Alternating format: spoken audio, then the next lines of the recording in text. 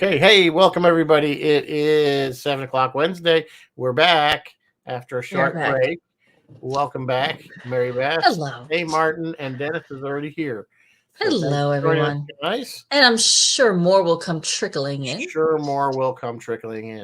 So this week we are going to continue or wrap up our classic sci-fi films with probably what I always have called the grandfather of modern science fiction, Forbidden Planet from 1956. So we're looking forward to doing that. Plenty to talk about. Yes. But before you have news, yes. we didn't even talk for. I do have a little bit of news. And I am excited to talk about Forbidden Planet. Would you be mad at me if I said I think I like The Day the Earth Stood Still better than Forbidden Planet? We'll talk about it. All right. In the news tonight, Carl Weathers. Carl Weathers has passed. He was only 76. And folks our age and older probably remember him best as Apollo Creed in the Rocky movies. But most recently, he played Greef Karga in The Mandalorian. But what I wanted to talk about Carl was he was a very accomplished director. He did a ton of stuff. He did not just one-offs here and there. I mean, he did do one-offs here and there, but he did entire series. And he did do 9 episodes of The Mandalorian, carrying on the Filoni and Favreau vision. And he understood the assignment, as they say. So he'll be missed. Excuse me. My next 4 pieces of news are all Star Trek related or Star Trek adjacent. So buckle in. And I would like your opinion on this one, Rizzo. A good while back, Netflix announced season 7 of The Black Mirror. Now, one of their most popular episodes is set to get its own limited series.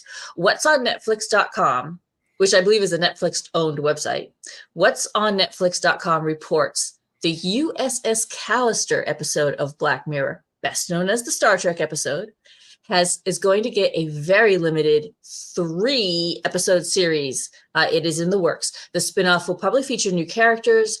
Plot details are currently unknown, but original cast members Jesse Plemons, Kristen Mialotti, and Jamie Simpson are expected to reprise their roles. What do you think about that, Rizzo?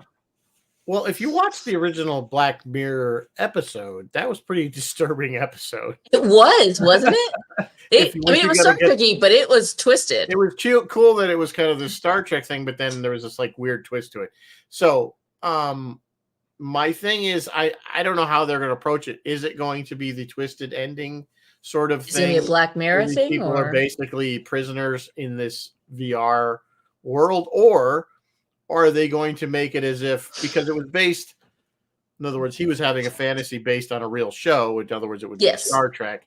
Yes. Are they going to just make it as if that's the show was real and that these characters are not prisoners in this VR world? Exactly. Are we going to do a real? Well, that's. I think I would rather see it not be the prisoner option because it was so weird. So I don't know. We'll see. I guess I'll watch it, of course, especially if it's only 3 episodes. It's supposed to be quite short, so they can't go too far with that. But yeah, I'll check it out. I'll see what they do. All right, moving on. We are one literal step never mind. Step closer to having a real holodeck. Disney is introducing a hollow tile floor. Disney research design engineer Lanny Smoot has worked out an incredible moving floor system where multiple people can move in multiple directions all at once. Lanny is being inducted into the National Inventors Hall of Fame for this and other engineering work, including the drive system in BB-8. And since BB-8 kind of goes all different directions, I can kind of see how it looks like this floor has many little tiles that all go different directions. He holds over 100 patents, is Disney's most prolific inventor, and one of the most prolific Black inventors in American history.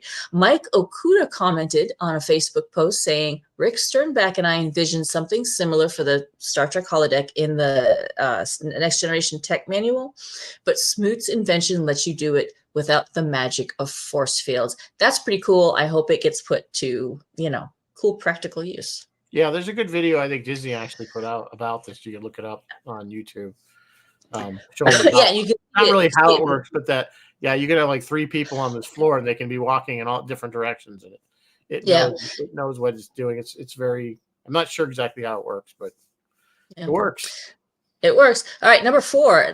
The Section 31 cast has been revealed, and I got to tell you guys, I have no idea who any of these people are. I mean, I know who Michelle Yeoh is.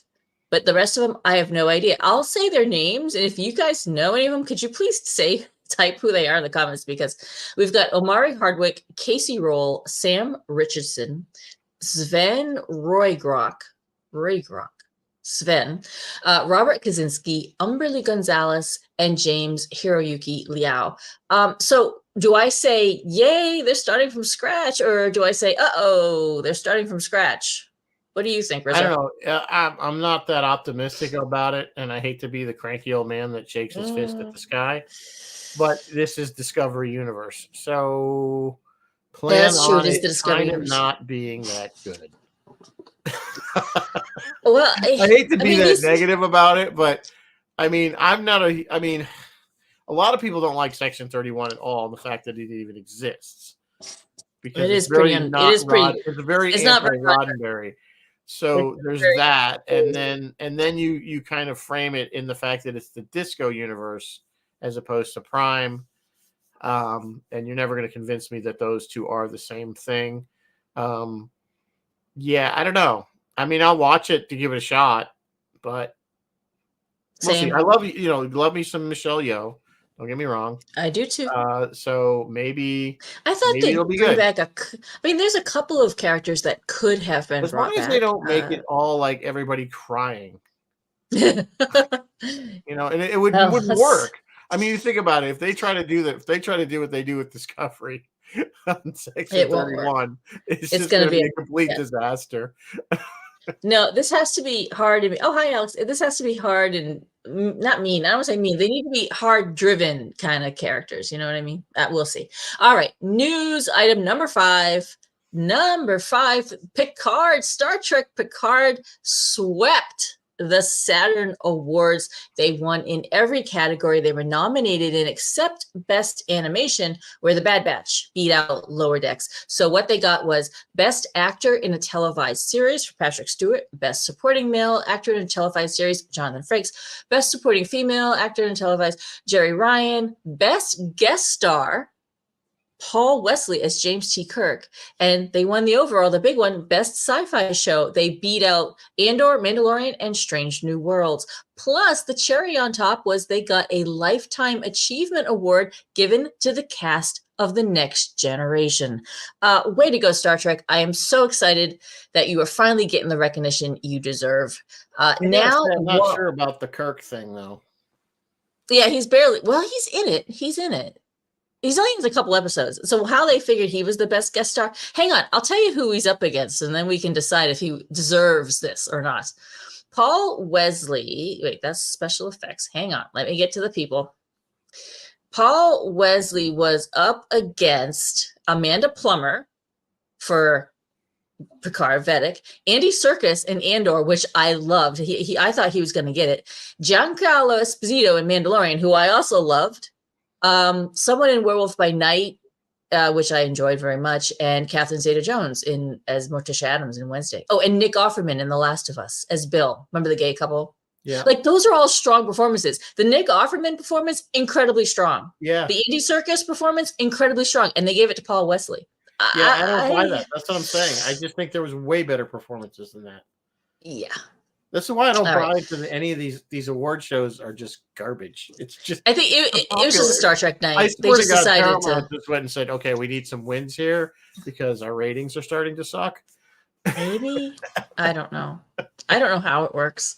I don't know if it's genuinely voted on and it's an honest thing or if it's kind of a rigged thing. I don't know either, but I just don't ever care anymore.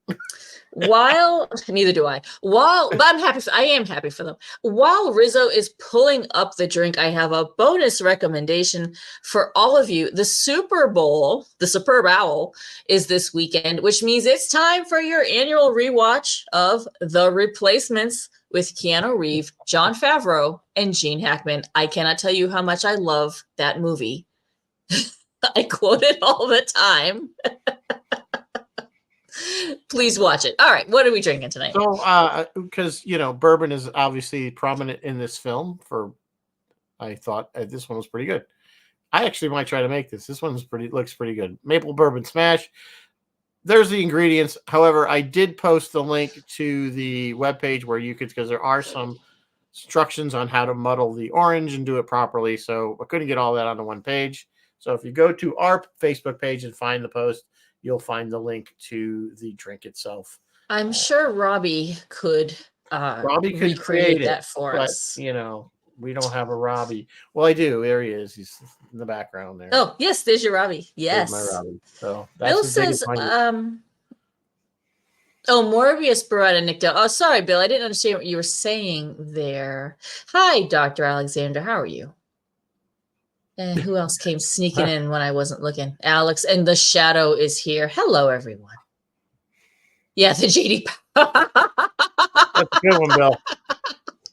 That's a good one. I think, but you know what? I'm happy for Star Trek because I think it was about time.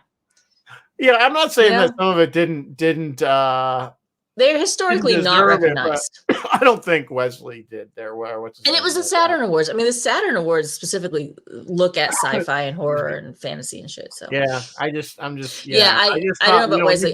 When you bring up like some of the other some of the stuff, you know, particularly like The Last of Us and those performances. Did you guys see The Last of Us? Did you see Nick Offerman? Yeah. It was such an emotional.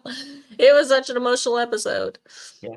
Alex says Robby is the GOAT. Robby, yeah, let's talk about Robby a little bit. Robby designed by Robert Kinoshita. Am I getting your name wrong, Mr. Kinoshita? And he also did the robot from The Lost in Space. B9, yeah. Kinoshita. I'm so sorry. Robert Kinoshita. And he had been, you know what's kind of funny is he'd been a washing machine designer. He was just designing washing machines and he was really into clear washing machines you could see through so you could see your clothes. And don't both of those robots have that barrel body? Right. Like washing machine barrel body. It was the most expensive, like, yeah. What do you call it? Is it a prop? I think equivalent today would have been millions of dollars, but millions of dollars, yeah, $250,000 to build that thing or something like that. Even which was unreal for 1956. Unreal. Yeah, but you get a lot of mileage out of Robby. That's what I was gonna say. They got their use out of it. They kept he popping pops up in a lot of places. Lost in Space. I think he's in a bunch of other movies. He's everywhere. He was in Wonder Woman. He's maybe in the Hulk, but he was everywhere. Yeah, that was the go-to robot. I sent this link to you, but you were kind of busy, Rizzo. If you guys want your own Hamlicker Schlemmer, you guys know that. I saw that, but I didn't see where you saw the price. I didn't see the price anywhere on the list. The price, my friends, you could have your own 7-foot Robby for a mere $32,000. Go ahead and buy two. Yeah, well, you know, our prop guy Steve Pelock's building one full size in his house. He's got many people have so and several people have, doable. Right. It's not nice. It's never been done, but yeah, that would be a cool one to have. I don't know where I would put it, but for right now, I got the little 12-inch one from Walmart. That one will do. Robby got sold. The Robby, I think the Robby. The one got went to auction. The Robby, he got sold at auction in 2017 for $5 million. And we don't even know if it comes, 3 laws strong. We don't even know if he's going to come pre-programmed or what. Well, I'm pretty sure the original one didn't have the voice and everything. I think some of the whirly bits worked, but I don't think, there was no voice or that was all right. After the fact. Where would you like to start with this movie? Because there's a lot to talk about. Like I have said before many times that I believe that this film, and I actually had a talk one time at Ticonderoga ways back on this film, on how it really is the kind of the grandfather of what I consider modern science fiction. So our Star Treks, our Lost in Space, so on, Star Wars. Because so many things. First of all, this is Star Trek 1.0. Yes. I mean, there's no question that this is what Gene got his idea from. Absolutely. And he did mention it by name in notes, saying in memos saying. I mean, when you look at it, we have a starship traveling out beyond wherever. We have a military type operation. We have the same kind of relationship with the engineer and the doctor and the first officer. Yes. I mean, except for Cookie. He irritated me, but everybody else, yes. And again, Cookie was kind of that quintessential military, you know, from that 50s, 40s Yeah, type there's of always one guy that doofus. Yeah, they always put that character in, you know, the kind of the regular old guy from Brooklyn or wherever the hell he was from, you know. yeah. So, you know, there's so many things that just are parallels. The uniforms were similar. Leslie Nielsen was like a prototype for Kirk Yeah, in a absolutely. lot of You ways. kind of have that, you know, that Yeah, the hard, uniforms. hard nosed commander, but yet there's a soft side to him, you know, that kind of Yes. thing. And his relationship with the doctor, With they the were pretty. doctor, you know. Yeah. The So, beaming, I keep calling it the beaming effect. It wasn't a beaming effect in this movie. It was a stabilizer for yeah, deceleration or something. so that's instead of like, so on Star Trek when they go to warp, they have inertial dampeners too, because otherwise you just go, you know, it's flat. Because so this was, I guess, a way that they could transition from superluminal speeds to Earth, you know, normal space normal speeds. Yeah, and it was kind of a sort of a beaming effect, but It not, had a it's beaming not really, effect. wasn't Yeah. a transporter. No, it But wasn't transported, but they were stood on circles and there was again, a we had column of. communicators.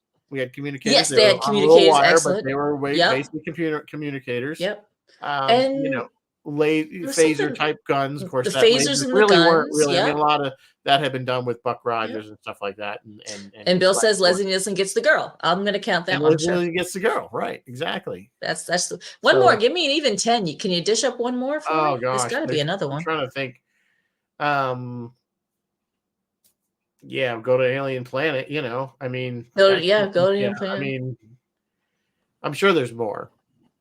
Did we cover Yeah, uniforms? We covered uniforms. we did. You know, Yeah. I Yeah, mean, it's there's just just so many apps. things. So the uniforms had been reused a bunch of times in other films. Yes, those pop up in other Those things pop too. up Yeah. quite often. They got a lot of use out of those. In fact, the uniforms, some of those just went. They were, I believe, some of those went for up in the recent what's his name, the Greg Jean auction. Oh, he had some. He had some. Somebody said they got some of those.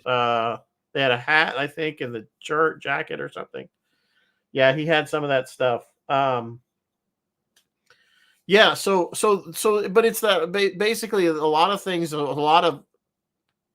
I mean, Lost in Space. Look at Jupiter 2, flying saucer. Same, yeah, You flying know, saucer. up until this And point, flying saucer was an alien. yes, So it that's was exactly interesting what I that was the gonna flying say. saucer was the Earth ship in this thing. Yes. And Yeah. so that was an interesting. So we didn't. It was one of the first movies where a spaceship from Earth was not a rocket. Was not a yes, rocketry. yes. So that's Since another we're thing doing Star first, Trek did. Star Trek took let's that count the from. firsts. Yeah. Yes. First time humans are on the flying saucer shaped thing, not the aliens. First time we had an entire, someone said this, I didn't research it, but I believe it's the first time we had the entire movie set on another planet. They don't go to Earth or come back to Earth or anything like that. First, Bill Sotek just mentioned first blowing up a planet. First time we just completely blew a planet. First time girls wearing a girl wearing mini skirts. Those little mini skirts that she looked absolutely adorable in got them banned in Spain. Yep. First electronic score for sure. We know that. Yeah, we're going to talk about that later. First time the hologram. Remember when they're in the Krell's lab or city, whatever. Yeah, and they do this little hologram of Alta. It was very, very reminiscent of Leia. Star Wars and Leia. And Leia. And this was Leslie Nielsen's first film. I think he had done some theater, maybe a little tiny bit of TV, but this was his first film. So a lot of firsts for this movie. You know, and it just. I had seen a lot of like Airplane and Police Squad before I saw this film. Me too, of course, me too. And then you see Leslie Nielsen, and you're just waiting for a pie to hit him in the face. You are, you really are, because comedy. I had never seen him do anything serious before. This is completely true. And that's why on my little name it says "Don't Call Me Shirley." I only knew Leslie from his comedic performances. So seeing him young, like super young, like he's almost unrecognizable. Right. He's young and he's playing it very straight and very seriously, and he's taking it very seriously. And if we kind of back on the firsts, if we kind of dive into some of the special effects, I think there are a bunch of firsts in the special effects. Yeah, Disney did a lot of the special effects, the ship landing, and all that stuff. That was all created by Disney's the animation. It was all really, a lot of it was animated rather than practical effects. Yes. Well, there was animation and there was a bunch of rotoscoping going on in there. Right. But it was yeah. But honestly, the Id Monster effect, that worked. Like I can imagine the 50s. I bet people were properly freaked out by that. This was actually considered a big budget film. And up until now, you're right. A lot of the 50s sci-fi movies were giant bugs and not very well made, with the exception of like Day the Earth Stood Still. But let's face it, the budget on The Day the Earth Stood Still wasn't nearly what this was, again, because there wasn't a ton of special effects in that movie. So money wise, but it was the first kind of blockbuster science fiction film that really took the genre seriously, and that it didn't kind of make it stupid and goofy with rubber aliens and that kind of thing. And the story is basically, if you don't know, the story is basically The Tempest from The Tempest, yes. Shakespeare's The Tempest. So you have this guy who's stranded on a planet with his daughter, and these guys come to check on them, and then we find out. You guys know the story. I'm not going to go into the plot. If you haven't seen it, it's basically the same plot. Yeah. Wizard, sorcerer, dude on an island. They crash. They meet the daughter. Right. It's the same thing. It's a Tempest. So, and so what we see on the screen, like, again, is setting the tone of so many. The other thing we see over and over again is the giant chasm space station / the depth, the force perception, depth perception. That little bridge, and it looks, he goes, 20 miles up or whatever. So many levels, and so 20 many this way, down, that way, yeah. And there's these things with laser, and that's all matte painting. Yeah, it is, but that repeated itself. Star Wars had it. Yes. Babylon 5 had it. I mean, Babylon 5 almost recreated that scene, like frame by frame. They copied it so much. A lot of movies did. So many movies had the big chasm. The big chasm, the big, like, city, but deep. Yes. Right. Oh, yeah. Everyone used that. Nobody puts railings on any of this stuff. No railings. No railings. No railings are required. It'll all just work. Everyone will know where to walk. It'll be fine. It'll all just work out. I just was onto something. Keep talking. I was just onto something that went right out of my head. Well, we were talking about the cast. One of the big names they put into this, of course, at the time, was Walter Pidgeon, who plays Morpheus. He was a very well-known actor at the time, so they got some name recognition. Like I said, Leslie Nielsen was a new name. Anne Francis, I believe, was known, so she was kind of a known name, but she was still new, very young, obviously. And again, like Mary Beth said, her outfits challenged the censors, I guess. Decency rules of the time. All she was in a miniskirt for about 1956. And did you know she was barefoot most of the movie? I was like, she was barefoot quite a bit of it. Yeah, I don't know until the very end. That's very racy or not, but I guess that's the way we are when we're on Altair IV. Well, she was very comfortable. She was one with the planet.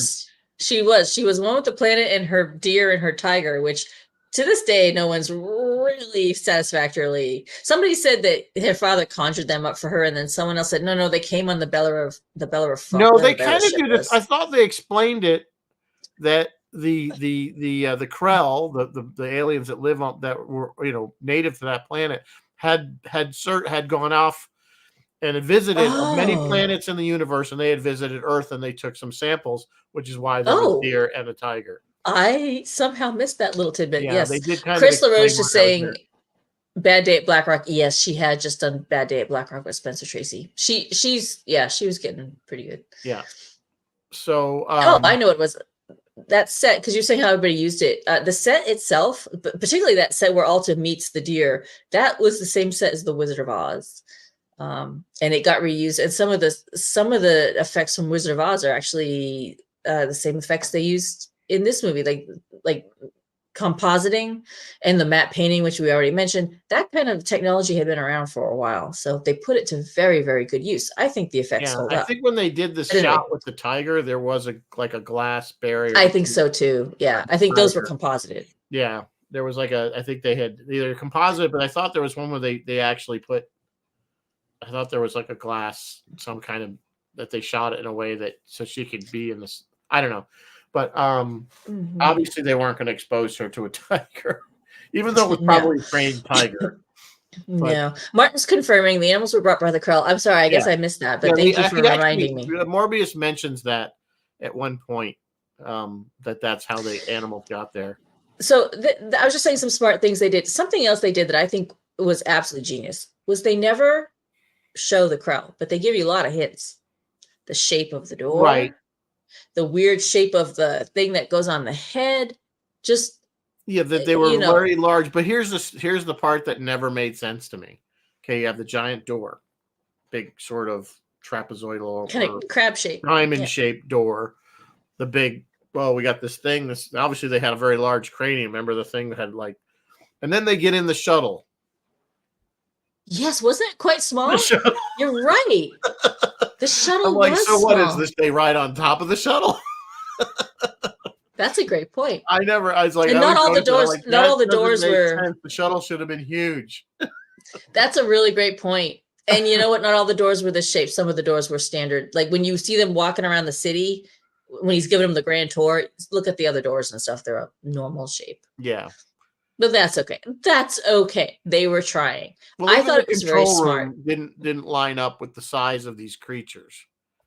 No, it kind of didn't, unless Morbius had made changes while he was there. The other since we're on niggles, and this movie is not perfect by any means, but the other thing I thought, which was kind of like really, he mentions that this is just one lab or one control room of many throughout the planet. Every single one apparently has a very simple self-destruct mechanism that would blow the planet up just by pushing the little button. Because when they decide, and how it doesn't matter how he figured it out. Well, yeah, the shuttle had every control room apparently had this device that you could blow the planet up really quite simply.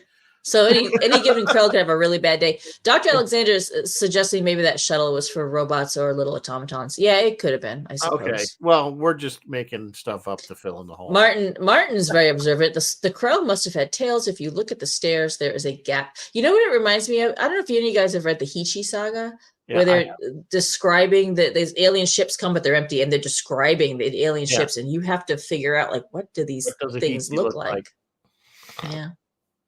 The other thing, since we are doing, I'm going to defend something. A lot of modern viewers criticize this show is very. No, I want to actually say misogynist. No, I don't want to say misogynistic. It's very 1956 in its attitudes. You have to put it in its time frame. But I'm going to put it in its time frame, and I'm going to kind of quasi defend this. The opening narration specifically, at least the one I watched, specifically said men and women have gone forth into the cosmos to colonize or whatever the hell we're doing, and that the Bellerophon crew had women. So, I know some of the things that some of Leslie A. Nielsen's lines to Alta were questionable at best nowadays, but back then it was pretty standard, and the assumption was it was men and women going forth. So it was not as horrible as you. Well, yeah, because the Bellerophon was a colony ship. It was meant to colonize it was the planet. So you would think that, and the C-57D, which is the name of the spaceship that lands, the starship, is a military ship, and clearly even of course in the 1950s there were no women. There were women in the military, but it was still very segregated, and they were like secretaries. They were. Yeah, they weren't. Yeah, so you wouldn't see like women on naval vessels or anything like that back then. So it was pretty, again, following the culture that was pretty, of the time. Yeah, but I mean that probably also would have influenced Gene Roddenberry to in Star Trek to say, okay, men and women on the ship. Right. But even Star Trek guys, they did mention too when he's talking about Robby, that he's like, oh, he has some, as the missus around, I see some feminine touches, and they go, no, Robby, we programmed him with, both kind of, sexes, if you will. So he was neutral. So he was kind of, And even however many years later, even on Star Trek guys, on the pilot episode, Jeffrey Hunter as Pike has that line, I can't get used to women on the bridge. So, progress is slow, Well, guys. even But Kirk, when who's like, whoever thought the genius was to give me a female yeoman, oh yeah, that's he right. has that And comment they would, about and her. she'd come around. Yeah, they'd come around with coffee and Yeah, stuff. yeah. Thank God Well, for her. technically, I mean, kind of a yeoman. That's what a yeoman does Actually, for you an know what? Thank officer. God for They another kind of just, too. I mean, Yeah, so when they have that kind of relationship, not all yeomans do that, but I it's thought generally if yeoman. you're I always assigned took to a senior yeoman as officer, that's secretary. kind of what you do. You just help them get coffee and make sure their uniform's pressed and that kind of crap. She did have a mother, yes.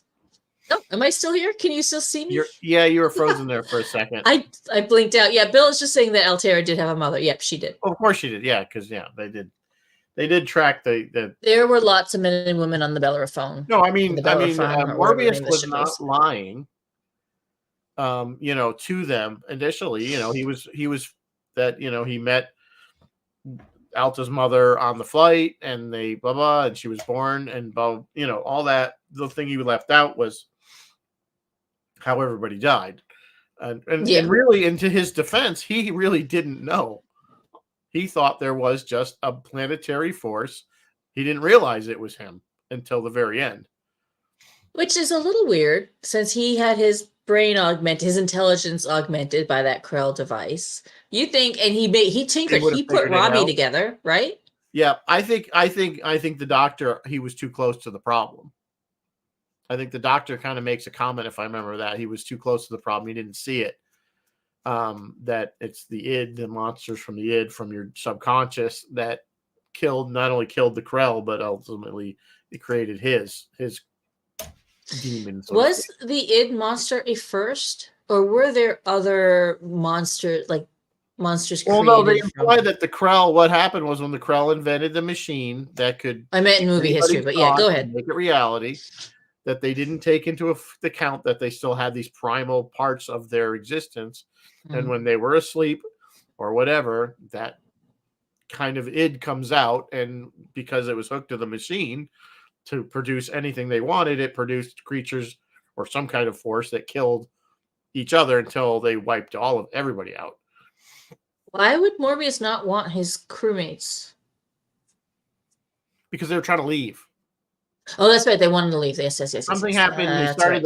There were some killings. Something must. That's right. Thing, and then he killed. They were like, "We're leaving," and he's like, "No, we should stay," because he had this connection with the planet, and he's the one that destroyed the ship, and he doesn't know that he did. He's not until the very end. In which case, that's when he knew that.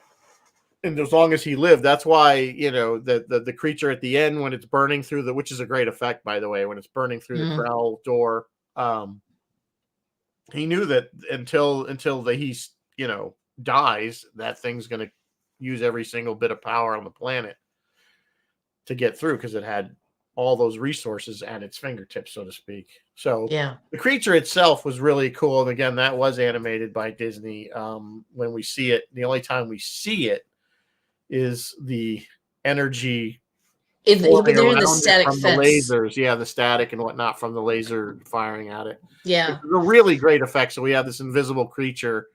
You see its footprints, right? You can see its footprints, but again, we never actually physically see it. We only see like what the electricity or whatever, the lightning kind of hear it, I guess, makes that rough outline of it. He damages the stairs, and then the stairs are okay again. Did they fix the stairs? They bounced back. They bounced back. Okay. Did it really stay bent, or was it just bending because it was being walked? I don't know. I don't know, because the camera panned up bending the stairs. The weight was on it, and then once the weight. I had no sense of that because the camera went with them, so I don't know. That was my assumption. I just was something I was laughing at. Yeah, but the steps, the footprints was a very clever effect. My favorite effect, and the head of effects was guys, and I should know his first name. His last name was Gillespie, same guy that did Wizard of Oz. As I was mentioning, they use the same set. My favorite effect in this entire movie is just the little plume of smoke, giving the effect that that tram, that car is going very, very fast across the desert.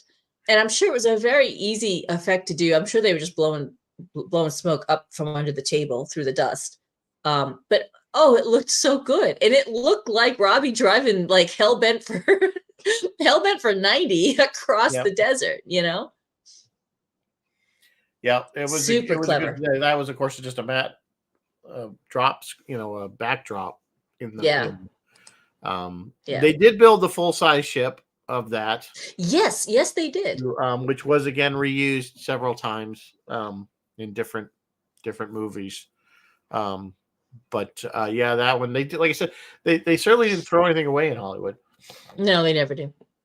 So, And I like the layout of the ship. It was a little, well, kind of quasi Star Trekian, I suppose, with the command center in the middle and all the stuff. Although, why was Cookie always hanging out on the bridge? Like, well, I I yelled don't at him think there half was. the They movie. didn't really imply that there was a lot of decks on the thing. There was just that one. Two, I'm thinking two at least, but anyway, the other thing I wanted to talk about was just the writing. Well, I want to talk about the music because there's a story there, but I want to talk about the writing. They imply through the story of the Krell, they hit on this concept of a cyclic idea of history, like civilizations grow to great heights and then they fall and then they rise again. And even Adams or Leslie Nielsen's last lines to Alta, like the very last lines of the movie, he's saying something like, your father will be remembered when we build this all back up again. Kind of hinting to our own, the Krell had their cycle and he's kind of hinting to our cycle too. I kind of love that writing. It's very, I think of Arthur C. Clarke, I think of Isaac Asimov, I think of all the classic sci-fi books that I've read. It really resonates and I think hits on some core ideas that people love, which might contribute to the popularity of this movie. Yeah. But the music, I wanted to talk about. I didn't know. You're like, yeah. I'm waiting for your. I thought you were going to have more thought. That's all. No, I'm done. I'm done. I was going to move on to music. Yeah. So no theremin. I just wanted to say this. So the ship was reused in To Serve Man, the Twilight Zone episode 1962. That was the spaceship that Robby the robot, of course, is his ground transporter uniform were all used in Twilight Zone. So again, tons of reuse of all that stuff. I'm sorry. I like Robby's design. No, I liked Robby's design. I like that he had a see-through head. It made him a little bit friendlier. Like, imagine if he was just all solid. There's a lot of little moving parts, the little like organ valve. Yeah, little things moving. Yeah. Yeah, there's a lot. But like, if you compare him to Gort, like Gort was just a solid mass and it killed you. Robby, at least, you could see things working and he kind of waddled along. So he wasn't as intimidating, No. Again, he was not there as any kind of a weapon. I mean, he certainly could have been, but again, he was programmed to not. Again, you go back to the Asimov's 3 laws of robotics. He was kind of programmed in those similar things where, he couldn't hurt a which human. would have just come out. So Asimov published that book in 1950. I should Google this. 1950, I want to say. And Day the Earth Stood Still was 51, and this thing was 56, right? It didn't take him long to grasp onto that idea and start applying it. Yeah. They demonstrated that, he's got a simple blaster. Pointed at the apple. Did you see Leslie Nielsen in that scene? Now shoot him right between the eyes. And did you see him like flex his hands? Like, he was really committed to that. I liked that. I liked the way they played it. That was kind of, that's that again, that trope where, just prove his point that he wouldn't hurt him. Yeah. That's kind of been used so many times too. But it also proved think if somebody did that, you would immediately duck. I mean, or something. You know what I'm saying? Anybody else would stand there and wait to see if the thing was going to shoot him or not. He really steeled himself. Like, he was really, as the captain, he was steeling himself to like deal with this situation. All right, let me run through the music super quick. I just wanted to mention no theremin in this soundtrack. We did talk about the theremin last time when we did The Day the Earth Stood Still. This was BB and Louis Barron, and they had built all kinds of like oscillator circuits and a ring modulator and all kinds of weird stuff. And it truly is electric tonalities. There's no instruments. It's all just weird sounds. And so the union wouldn't call them musicians. And the credits, if you look in the closing credits of this movie, it doesn't say soundtrack or music. It says electric tonalities. It's not a score. They wouldn't call it a score. They wouldn't call it music. They would not nominate it for an Oscar.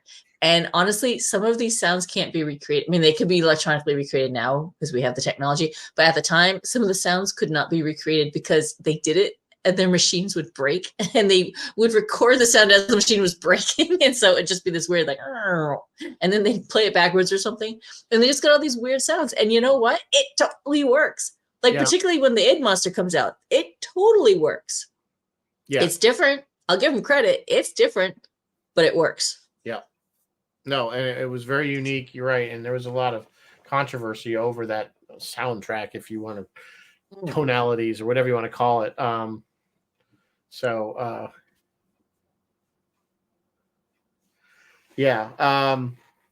talking about Anne Francis, they, like, I remember I said earlier that this was kind of the first serious film, and they were told, what they're doing interviews, to take this serious as a serious film. This is not goofy rubber spacemen science fiction. So they intended it to be kind of what it was, is a blockbuster, serious science fiction film.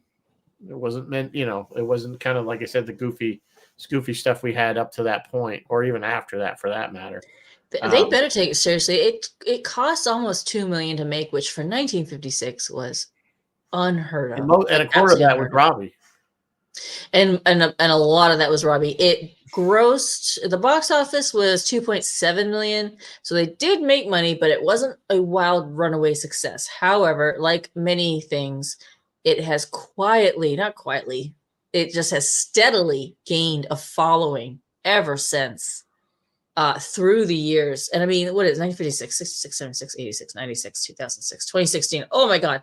This thing will be celebrating its 70th birthday in 2026. And aside from some of the misogynistic tones in it, it holds up. It does. The story holds plot, up. The basic plot is still very much a basic plot for so much science fiction nowadays. No, there's been no changes. Right.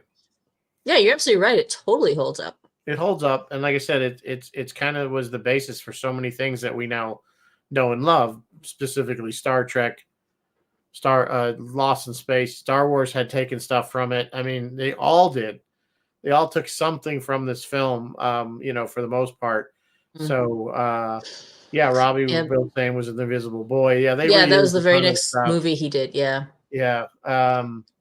I mean, just the C-57D alone was in, let's see, Twilight Zone, Third from the Sun, 1959, 1960.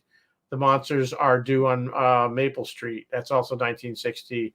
The Invaders, 1961. To Serve Man, 1962. Hocus Pocus, Frisbee, 1962. Death Ship, 1963. Get around, man. 1963. It just keeps going on. They just used it over. And Lost in Space. Again. He did. Yeah, he was in Lost in Space. Yeah. Chris LaRoche is saying it was based. We talked about it being based on the Tempest. It gives it greater weight. Yeah, it does. And what actor can resist doing any version of Shakespeare? What actor, what director? For a hot minute there, James Cameron was kicking around the idea of a reboot. It never got off the ground, but I don't know. Part of me is like, yeah, if they do it right, maybe this could take a reboot. I don't know. But then you know what? I did not like the Day the Earth is Still reboot. So no, none of the reboots of those classic sci-fi have been any good. Neither was War of the Worlds. Yeah. Well, it depends on which version. War of the Worlds has multiple versions. Well, there's a lot out there. There's the 1960s one that I'm most familiar with, which scared me as a kid. Oh yeah, that thing was scary. I remember with the freaking eye. The eye, yeah. So, but there's a really scary in the Tom Cruise one. There's a scary moment too. They're hiding in the basement, and the eye comes down. I never actually watched it, so I shouldn't say it was bad. Check it out. I mean, it's Tom Cruise. I just generally don't like these reboots of these types of films because I don't know. This one could stand. Body Snatchers wasn't a bad reboot, Martin. That was kind of a good one. But again, that was kind of done. The Body Snatchers, I don't think was done. Like today, when they reboot movies, it's clearly just a money grab. Whereas I don't feel like Body Snatchers was like what, late 70s, early 80s, somewhere in there when they redid that. The original with Donald Sutherland. Yeah, it was in this. Yeah, it was like right around when he did MASH. It was right in there. Yeah, You know what? But I I liked don't think they what's were the one that redoing Patricia them. Tallman's in? I liked that one, that reboot. Patricia Tallman, Zombies. Is the Oh, lead. you're talking about They The redid Living Dead. what the guys, what's the name? The Living Dead. Night of the Living Dead. Yes, Night of the Living Dead. Yes, thank you. God, that Yeah, one was that was okay. well the original. Yeah, that was coming for you, Barbara. And That they was. brought that up to speed and made that a little more I mean, it can modern. be done. I'm not saying there aren't some good ones that were It, rebooted. it has to be in the right hands, Yeah, I the think right that's right. writer I and think the right you're probably director. right. Martin and Bill can't. Which one is it? 75 or 78, guys? Come on. Yeah, Bill's saying they were going to make a prequel of the Bella. I cannot pronounce the name of that shit. Well, how do you pronounce Well, Bellatheron? you got to work on your Greek mythology. I know he's the son of Poseidon, and Oh, he tamed the winged Kraken. Pegasus. That's who Oh, he is, but I can't say his name. Bellerophon. Any Bellerothon, I would totally watch that. I would like to see That the might be interesting. Bellerothon. I'd rather have him do that and see the pre-story of how, and then, but we know how it ends. Yeah, we know how it is. Yeah. Here's the thing about this movie is when this movie ended, when you see Alta in Leslie Nielsen's arms and the planet blows up and they go off, didn't you want to kind of like, okay, so what's their next adventure? Like, didn't you want to see, like, I could see this thing turning into a TV show and we got Star Trek. But I like you that's the genius of this movie is you want to know, okay, so then what happens? Like, where do they go? Well, they went back What to cool Earth. new We planet do they assume. meet next? Yeah, we assume they went back to Earth. One would think because they had some dead people and they need to drop her off and be like, get her up to speed on a lot of things. Well, did the captain leave the service to be with Alta? No, I bet he was like Kirk. I bet he loved his ship first. Yeah, he loved them and left her. He loved the C-57. I don't remember the last letter. Last scene was him putting the boots on.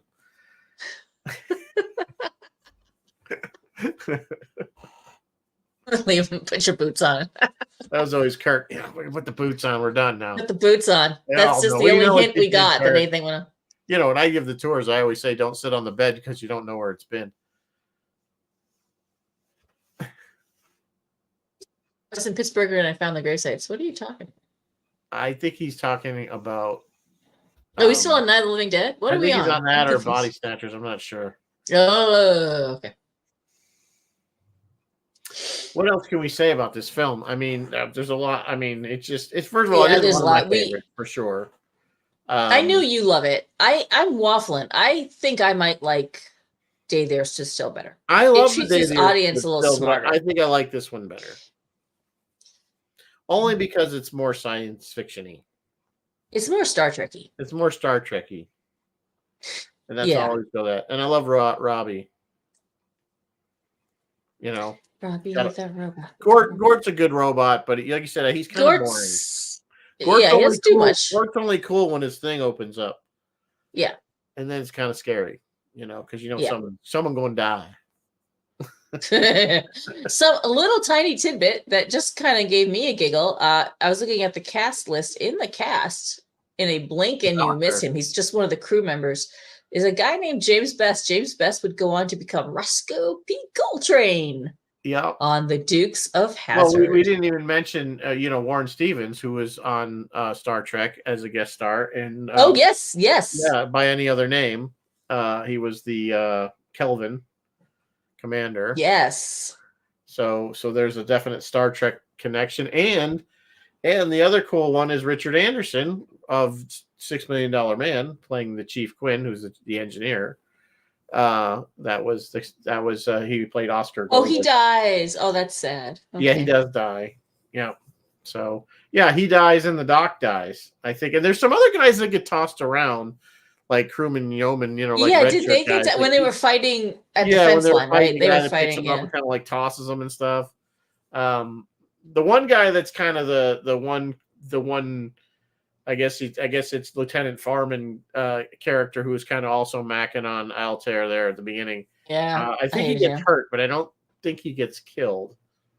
And there's a little comedy relief in this movie, particularly with the cook. They do a little thing where they pick him up by the giant magnet.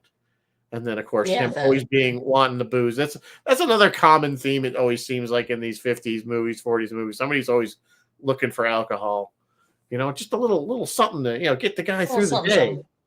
which is kind of funny. I love that scene though when he takes the bottle, he dumps it. Hey, that's my last.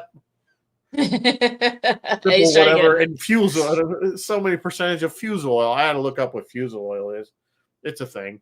It's a really thing. So, and then of course he makes. Not only does he make him the 60 gallons of bourbon, they're all in the pint glass. Yeah, they're all in the. Yeah, I noticed that. Instead of just like all in the bottle, in a barrel. And then I wondered, like, so did he get those all on the ship and take them home, or are they still laying on the ground? Yeah, just for cooking. Yeah, did they get blown up with the deer when the planet blew up, or how did this work? I assume he couldn't get all 60 gallons of bourbon on the ship. Not with that commander. I'm guessing he wasn't a bourbon drinker. At least not when he was on duty. Probably not. They weren't really rigid. They struck me as being rigid. I bet there was no drinking and fooling around. Don't know if there was any other Star Trek connections. Yes, Oscar Goldman. Yes, Dennis Chevalier. Richard Anderson. Yes, I'm sorry. Did you not hear my whole thing about the 6 million? Yeah, you didn't listen to my whole thing about the writing, so I'm not listening to your whole thing about the 6 million. The doctor played. Yeah, Chief Quinn. Oscar, I'm so sorry. No, Chief Quinn was the engineer. The doctor was Warren Stevens. He's the one that was from Star Trek. Yes, the doctor also played in the $6 Million Man. He played Oscar. I'm sure, back then they all played it and everything. I'm sure he did. He wasn't a regular, though. He played Oscar Goldman. He was like the... No, Warren Stevens, Richard Anderson, yes.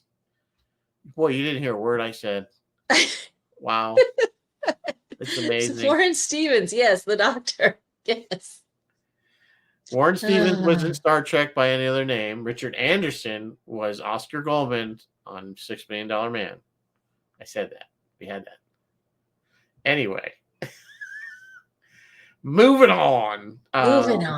So, it's almost 8 o'clock. Look at that. Yeah, so we're kind of just wrapping things up. I mean, I think we covered a lot of what's important about this film. And it's entertaining. You know what I'm saying? It's just, it's a good story, even though it's a riff on Shakespeare. And the sets were pretty cool. I really liked the interior when they go in the lab in the way that looked. I thought that looked very. Yeah, the sets were. I like, even though I still say the shuttle was too small, because he did say something about. Sorry, I know they're saying about it was robots or something, but he says something about how many Krell technicians rode this little craft or something to work. He makes a comment. So sorry, I think it's Krell that we're supposed to be in there. But not robots. Because the humans had a duct to get into it. It was small. Yeah. So right, the lab was high tech and simple, but where else did we see that again? Repeated. High tech but very basic design. Star Trek. Right? Just blinky lights. Star Trek had very clean aesthetics. There was no clutter on the desktops. Again, the future, we don't need a lot of buttons on the wall, maybe buttons on a console, but no, And yet that still holds up. I appreciate, but I appreciate on this movie, you basically had the C-57 set, 47 set. You had their house, the Morbius's house set, and then you had the Krell set, and they did a good job making them all reasonably different from each other. Yeah, absolutely. I like the way the lock worked, where it was almost like you kind of spun it and clicked it and then spun it and clicked it. Yes, and then he would tap it up and then turn it and it would tap it. Yeah, it was kind of neat the way they did that. And I also liked in the writing that Leslie Nielsen, his name is Adams. I don't know why I can't remember that. Yeah. Well, how Adams thought to. How you spin you guys have those locks like you put in your locker? Yeah. He had to think so that he mixed up the lock, the code. Yeah. So it's like, why'd you do that? Well, because they would know the code. Because anything it knows. They know. Yep. the implication that there was only one thing at the door, not a group of things. Yeah, It was yeah. There's it. just one monster It that I was an could it, tell, not a they. but it was a pretty So, horrible monster. So right, and we saw it, like you I said, wouldn't once we mess with finally it. saw it, kind of in the light of the laser beams, we kind of saw how It terrifying the thing was. And it was kind of horrible, but it was also kind of little Tasmanian devil. Like, yeah, did but you if notice that? you notice, you saw. Look at that next time. Some of the stills, especially you can look them up online.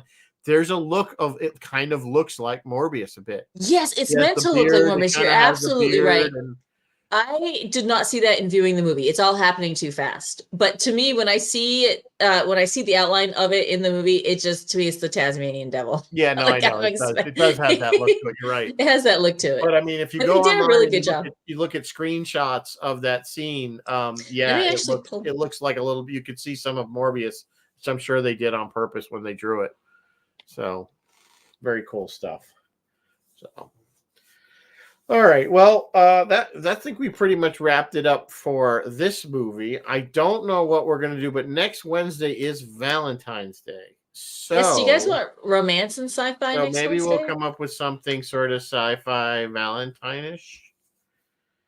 Is that something? There's sci-fi love stories. They exist. They It's a exist. thing. Was it We'll the one I dig was one talking up. about somewhere? Was it Somewhere in Time? Somewhere in time, I think. Was Although I know Roy's covered Roy's that one. You done guys it? want But us to? that was the one with We'll dig them up.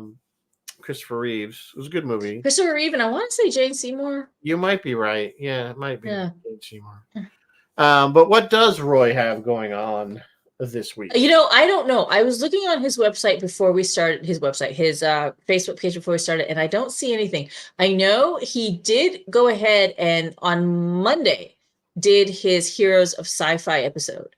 So I know that has already happened. So Roy will have to post what he is doing. He was doing like weekend. Heroes of Sci-Fi. Yes, but he just did it on Monday. Okay, I didn't know if that was an ongoing series. Martin, we did Wall-E a ways back when we did animation. Wall-E. Short Circuit. Oh, that would be cute. I don't know if it's very Valentine-y, but it's very cute. And then Phil is going to talk to someone named Binny Klein. She has a radio show on WPKN in Connecticut, but she has also a new album collab called Quiver, or The Quiver, and it is a collab with Tart, a singer from Australia. So that will be really interesting. Tune into WUSB Stony Brook from 3 to 5 to hear Captain Phil tomorrow afternoon. And we don't know what we're doing, but it'll probably be Valentine's. Something, whether we do Valentine something or just something else. Or just something. Or just skip it. Hallmark holiday. Yeah, Hallmark. Imagine if Hallmark made sci-fi movies. Oh, that would be horrible. That would be horrible because they're Christmas movies. Like, you know, they make all those Christmas movies. Ugh. I know. They're always the same plot, you know. Kirk's Romantic Adventures. Bill, do you want us to review all of Kirk's loves? And he's had a number. Kirk's Romantic Adventures. That's an interesting idea. That's an interesting topic, and I'm half inclined to say that might be fun. That could be fun. That could be, yeah. Yeah. I mean, not just Kirk, all of, anywhere in Star Trek. Love Star loves Trek of Kirk's. Style. Yeah. Love Star Trek style. Yes. It's the boots, basically, is what it is. Boots. First, I thought you said another word that sounds like boots. No, boots. I'm like, now wait a minute. This is sort of no, it's not a family show. No, we're a family show. Martin saying Kirk loved him and leave him. He sure did. Yeah, we might did. Some of those romantic scenes in sci-fi. Or how about some of the romantic scenes in Star Trek? Well, there was probably Kirk got a piece probably 3-4 times a season. Every time I turn around, he's like, "Let me beam down the planet so I can find an alien to fall in love with." Yeah, like the man was. Did you see the robot chicken? Did you see this? There was a robot chicken where he and McCoy's screaming at him and yelling at him. And finally he has to tell all the aliens that he'd been with, and he finally gets to the Gorn and he's like, "We need to talk," and the Gorn turns around with a huge sore on its mouth. Yeah, I know. Oh, sorry, we just left being a family show right there. Yep. All right, we'll figure out what we're doing for Valentine's Day. We'll come up with something. But until then, guys, we'll see you next week. Live long and prosper. And of course, Yes. as always, may the force be with you. All right.